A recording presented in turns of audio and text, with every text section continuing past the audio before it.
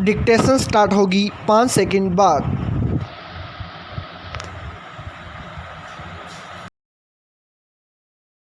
Yes, इससे बड़ी विडंबना और क्या हो सकती है कि जिन स्कूलों में बच्चे रोज़ाना पढ़ने जाते हों वहाँ उनके पीने के लिए साफ़ पानी की उपलब्धता नहीं हो। अगर आज़ादी के 7 दशक बाद भी देश के ज़्यादातर राज्यों में यही स्थिति कायम हो तो अंदाज़ा लगाया जा सकता है कि इस मसले पर नीति निर्माताओं और उन्हें अमल में लाने वाली संस्थाओं की कार्यशैली कैसी रही होगी। आज भी हालत यह है कि देश के केवल 8 राज्यों में ही स्कूलों में पीने के पानी की सुविधा सुनिश्चित की जा सकी है और मेघालय, त्रिपुरा, अरुणाचल प्रदेश जैसे राज्य इस अभियान में बहुत पीछे हैं। बाकी राज्यों में भी इस मामले में स्थिति चिंताजनक है। यह तस्वीर शिक्षा, महिला, बाल विकास एवं युवा मामलों पर संसदीय समिति की एक रिपोर्ट में उभरी है। जाहिर है यह स्थिति स्कूली शिक्षा व्यवस्था की बेहतरी के लिहाज से बेहद अफसोसजनक है। इसके मद्देनज़र संसदीय समिति ने 2021-22 के अंत तक हर शैक्षणिक संस्थान में नल से जल मिशन के तहत पाइप के जरिए सुरक्षित पेयजल की आपूर्ति सुनिश्चित करने की सिफारिश की है। समिति ने शिक्षा मंत्रालय से यह भी कहा है कि वह इस संबंध में ग्रामीण विकास मंत्रालय और जल शक्ति मंत्रालय के साथ समन्वय करे। यह एक सामान्य सा तथ्य है कि जिस स्कूल में बच्चों को पीने का साफ पानी नहीं मिले वहाँ न सिर्फ उनकी पढ़ाई लिखाई बाधित होगी बल्कि सेहत भी बुरी तरह प्रभावित होगी और देश के सिर्फ 8 राज्यों को छोड़कर अगर बाकी राज्यों में सरकारें स्कूलों में पेयजल की व्यवस्था नहीं कर पा रही हैं तो इसे कैसे देखा जाएगा। जबकि शिक्षा, स्वास्थ्य जैसे क्षेत्र किसी भी सरकार के प्राथमिक दायित्वों में शुमार किए जाते हैं। इन दोनों क्षेत्रों में अगर बुनियादी ढांचा बेहतर है तभी बेहतर नतीजों के साथ साथ अन्य मामलों में वास्तविक विकास की उम्मीद की जा सकती है। सामान्य स्थितियों में अगर बच्चे स्कूल जाते हैं तो पढ़ाई के साथ साथ उनकी नियमित ज़रूरतों में पीने का पानी सबसे अहम है। फिर शौचालय या अन्य ज़रूरतों के लिए भी पानी की ज़रूरत होती है। लेकिन अगर स्कूलों में पेयजल नहीं है तो अंदाज़ा लगाया जा सकता है कि दूसरे कामों के लिए पानी की उपलब्धता कैसी होगी और उनका उपयोग कितना सुरक्षित होता होगा। अध्ययनों में ये तथ्य आ चुके हैं कि स्कूलों में पीने के साफ पानी के अलावा शौचालयों के अभाव के चलते बहुत सारी लड़कियां बीच में ही पढ़ाई छोड़ देती हैं। सरकारी स्कूलों के प्रति आकर्षण कम होने का एक सबसे बड़ा कारण वहां पेयजल और साफ शौचालयों की व्यवस्था में कमी भी रहा है। दूसरी ओर समूचे शैक्षिक परिदृश्य में बीच में स्कूली शिक्षा के दायरे से बाहर हो जाने की समस्या एक बड़ी चिंता के रूप में अब भी कायम है। इसके लिए आर्थिक और सामाजिक परिस्थितियां भी जिम्मेदार होती हैं। लेकिन अगर सरकारों की इच्छा शक्ति के अभाव में बच्चों की पढ़ाई बाधित होती है तो इससे ज़्यादा अफसोसनाक कुछ और नहीं हो सकता।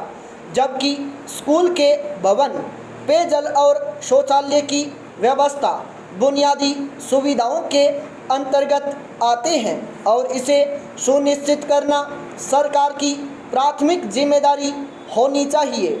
शिक्षा का अधिकार अधिनियम के तहत भी इसकी व्यवस्था करना सरकार का दायित्व है।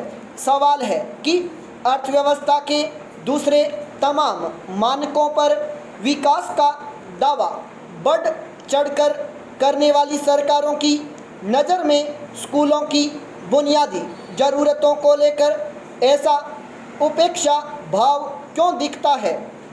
क्या इसकी वजह यह है कि सरकारी स्कूलों में पढ़ने वाले ज़्यादातर बच्चे कमज़ोर आर्थिक पृष्ठभूमि से आते हैं और उनकी ज़रूरतों की आसानी से अनदेखी की जा सकती है? पाई पैराचेंज। महाराष्ट्र में जिस तरह राज्य सरकार ने अपनी ताकत का प्रदर्शन करते हुए नारायण राणे को गिरफ्तार कराया और शिव सैनिकों ने जगह जगह उपद्रव किए, वह बदले की राजनीति का एक नया अध्याय है। नारायण राणे ने जन आशीर्वाद यात्रा के दौरान उद्धव ठाकरे को थप्पड़ मारने वाला बयान दिया था। इसे लेकर शिवसेना के कार्यकर्ता उत्तेजित हो गए। उन्होंने नारायण राणे के घर पर पथराव किया, भाजपा के दफ्तर में आगजनी की। उद्धव ठाकरे ने अपनी पुलिस दौड़ा दी और आखिरकार राणे को गिरफ्तार करा लिया। इसमें दोनों तरफ से मर्यादाएं टूटी। नारायण राणे केंद्र में मंत्री हैं, इसलिए एक राज्य सरकार द्वारा उन्हें इस तरह गिरफ्तार कराए जाने पर चौतरफा सवाल उठे। किसी मंत्री को गिरफ्तार करने के लिए कुछ नियम कायदों का पालन करना पड़ता है, मगर उनका ध्यान नहीं रखा गया। जाहिर है राज्य सरकार अपनी ताकत का प्रदर्शन करने और नारायण राणे को सबक सिखाने की हड़बड़ी में अधिक थी। हालांकि मर्यादा पालन की अपेक्षा नारायण राणे से भी की जाती थी। राजनेता अपने प्रतिपक्षियों पर कटाक्ष और उनकी कमियों को उजागर करते ही रहते हैं, मगर एक केंद्रीय मंत्री का दायित्व निभा रहा व्यक्ति जब किसी मुख्यमंत्री को थप्पड़ मारने की बात कहे तो वह केवल उसकी व्यक्ति भावना का मामला नहीं रह जाता। अंगुलियां सरकार पर भी उठती हैं। हालांकि नारायण राणे और उद्धव ठाकरे के बीच की तल्खी को समझना मुश्किल नहीं है। राणे पहले शिवसेना में ही थे और बाला साहेब ठाकरे के पसंदीदा नेताओं में थे। बाला साहेब उन्हें मुख्यमंत्री के रूप में देखते थे, मगर उनके देहांत के बाद स्थितियां बदली और उद्धव ठाकरे ने पार्टी की कमान संभाली तो नारायण राणे का उनसे मनमुटाव रहने लगा। राणे ने उद्धव ठाकरे को पार्टी की जिम्मेदारी सौंपने का विरोध किया था। जाहिर है राणे का शिवसेना में रहना मुश्किल हो गया और उन्होंने पार्टी छोड़ दी। वहां से वे कांग्रेस में गए, फिर अपनी पार्टी बनाई और अंततः भाजपा का दामन थामा और राज्यसभा में पहुंचकर मंत्री बने। भाजपा और शिवसेना के बीच की तल्खी भी छिपी नहीं है। जब से शिवसेना ने उससे अलग होकर सरकार बनाई है, भाजपा उसे हजम नहीं कर पाती। भाजपा राणे का इस्तेमाल शिवसेना की शक्ति क्षीण करने के लिए करना चाहती है। राणे के मन में वही पुरानी खुन्नस और उद्धव के प्रति नाराजगी भरी रही होगी जो सार्वजनिक रूप से इस तरह निकली। उद्धव ठाकरे के मन में भी राणे के प्रति बदले की भावना का अंदाज़ा लगाना मुश्किल नहीं। मन में बारूद भरा हो तो उसके फटने के लिए एक चिंगारी काफ़ी होती है। बस नारायण राणे के बयान ने चिंगारी का काम किया। स्टॉप।